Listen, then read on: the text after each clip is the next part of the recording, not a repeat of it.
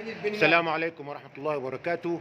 معكم منتصر الأكرت القارئ والمبتهل بالإذاعة والتلفزيون. أنا الآن في مسجد فضيلة الشيخ عباس عبد الصمد بمدينة أرمنت محافظة الأقصر التابع لإدارة أوقاف أرمنت محافظة الأقصر.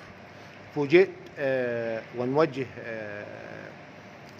استغاثة للسيد المحترم الأستاذ الدكتور محمد مختار جمعة أن المسجد مسجد الشيخ عباس عبد الصمد في أرمنت منذ عامين لم يعين به إمام، وهذا المسجد مسجد كبير وعتيق، وقد بناه فضيلة الشيخ عباس عبد الصمد في السبعينيات عام 73. ومسجد كبير كما رأيتم سيادتكم أهو، ولكن للأسف لا يوجد به إمام منذ عامين. فرواد المسجد هنا يوجهون إلى السيد وزير الأوقاف استغاثة السيد الوزير الإنسان المحترم أن يعين لهم إمام للمسجد، لأنهم لا يجدون من يصلي بهم الأوقات الخمس. ازيك يا عم عبد الموجود؟ انت حضرتك اللي بتصلي بالناس؟ يا باشا الخمس اوقات. اسم حضرتك ايه؟ اسمي عبد الجواد حسن علي البناوي. انت بتصلي بالخمس اوقات؟ طب انت لو مش موجود من الذي يصلي بهم؟ لما انا لو انت في مشوار ولا هنا ولا هنا يجدوا مين يصلي؟ في اللي يسد علي مثلا زي عم محمد اي حد، وانا في اثناء لما بقيم الصلاه بخلي اي حد غيري هو اللي يصلي امام. تمام. ما فيش امام يبقى انا بخسائر الصور. تمام. قد سمع تبارك عما. تمام. لا اجد غيرهم انا في القراءه. طب وما المانع ان اداره ارمنت تعين لهذا المسجد امام؟ والله يا باشا هو من 5 سنين من سنتين كده يعني. نعم.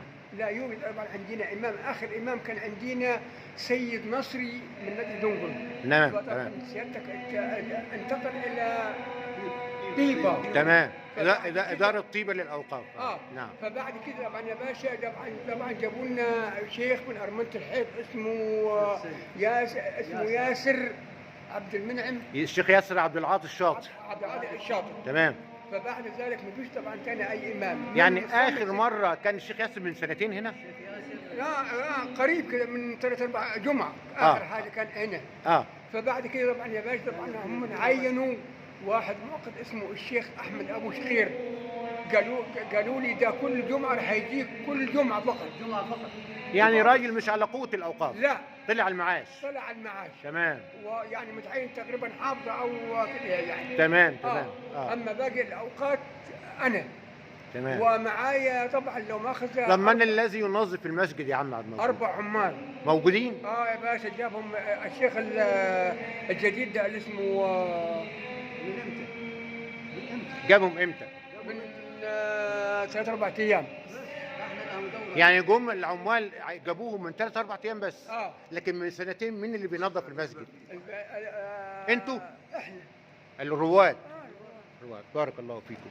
طيب احنا سياده الوزير نوجه لسيادتك استغاثه من مدينه ارمنت محافظه الاقصر، حيث ان مسجد فضيله الشيخ عباس عبد الصمد لا يوجد به امام يؤم المصلين منذ عامين.